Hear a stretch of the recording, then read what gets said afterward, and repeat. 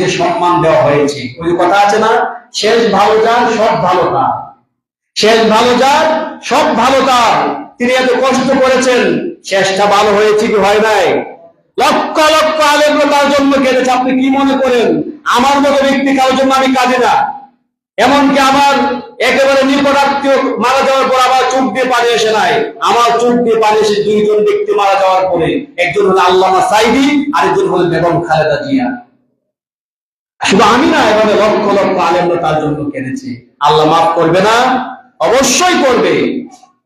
এবং তার লাশ বহন করেছে এই দেশের বিখ্যাত আলেমরা, আমাদের মিজানুর রহমান আজহারি, আল্লামা মামুনুল হকের মতো বিশিষ্ট আলেমরা তার লাশ বহন করেছে। আপনি কি মনে করেন?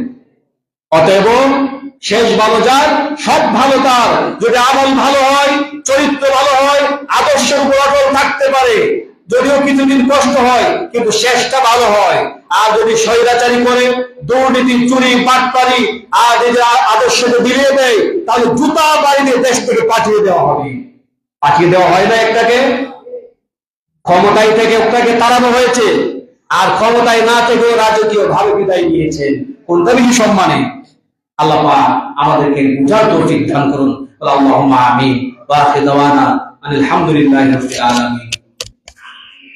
সাবেক প্রধানমন্ত্রী বেগম খালেদা জিয়া, আল্লাহ পাক আমাদের এই প্রিয় নেত্রীকে তার জীবনের ভুল ত্রুটি মাফ করে, এই রাজত্ব পরিচালনা করতে গিয়ে মানুষ মাত্র ভুল ত্রুটি করতে পারে, আল্লাহ পাক যেন আমার এই প্রিয় নেত্রীকে মাফ করে দেয়, সবাই বলে আমিন।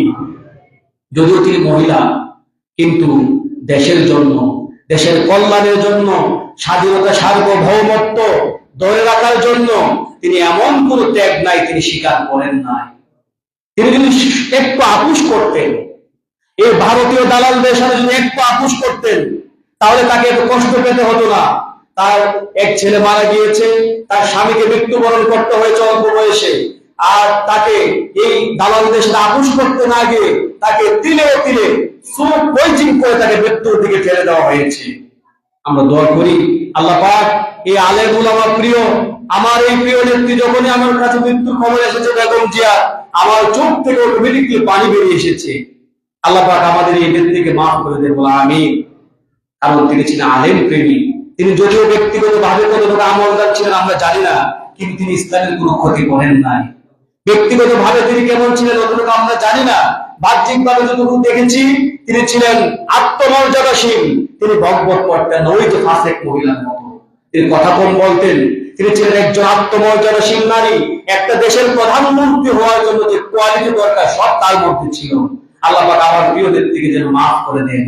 এই মৃত্যুর তিনি ছিলেন আপোষহীন নেত্রী, কিন্তু অর্থাৎ কারোর কাছে তিনি কম্প্রোমাইজ করতেন না, আপোষ করতেন না। মৃত্যুর কাছে তাকে আপোষ করতেই হয়েছে।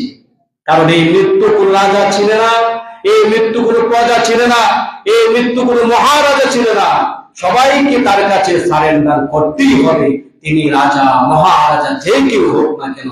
কিন্তু যদি আমলটা ভালো হয়, যদি দেশের জন্য কাজ করেন, ওনাকে